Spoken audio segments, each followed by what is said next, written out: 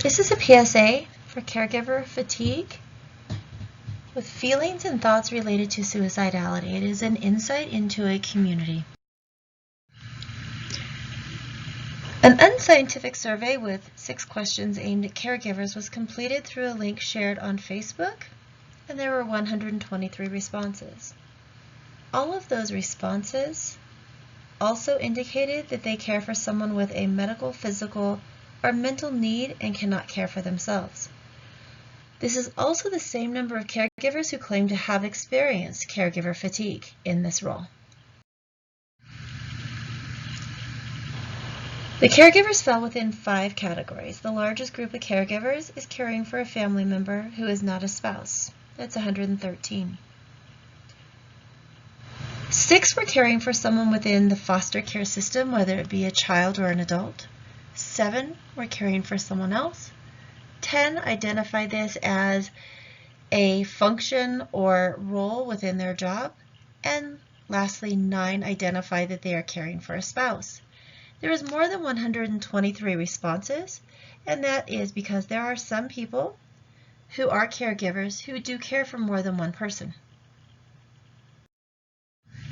The caregivers were asked about their feelings and their thoughts and how they identified with them. They were allowed to choose more than one feeling or thought at one time.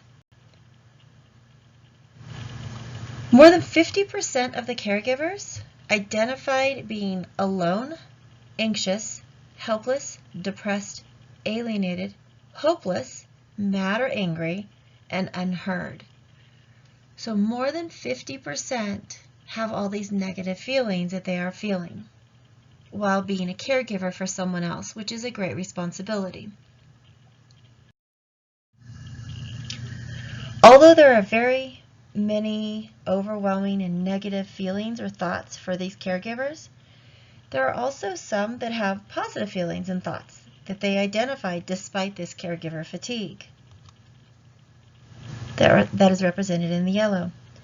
The positive feelings are not as prominent as the negative ones.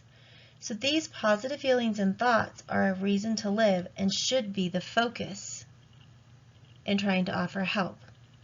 It is important to seek treatment for the depression and the anxiety.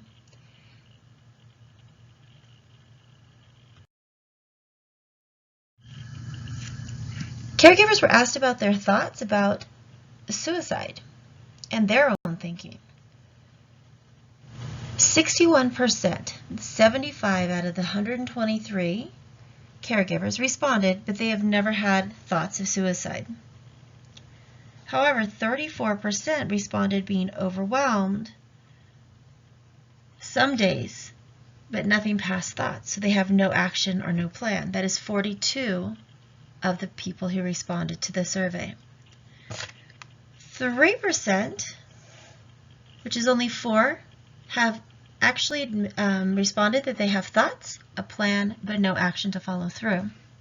And 1 person did say that they have thoughts, a plan, and will take action, but they will not follow through because of someone else or a contract.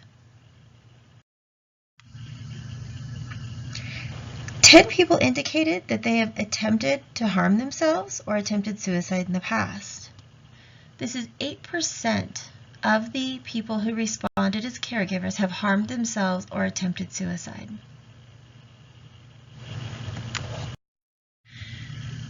The caregivers who responded to having thoughts and or actions of suicide, there were 16 people that indicated that they have asked for help or used a crisis helpline. This is 13% have actually reached out for help. 81 of the caregivers were aware of national and local resources for suicidal prevention. That means that 66% of those who responded actually know about resources available for help. This means that 29% do not. Here are some suicide prevention resources available nationwide and locally in Colorado. There is help. Your role as a caregiver is important, and you are also important. If you are feeling down or thinking of harming yourself or contemplating suicide, please reach out for help. You are not alone.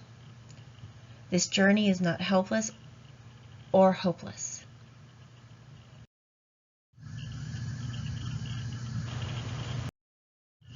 Please find resources in your area and reach out to someone for support.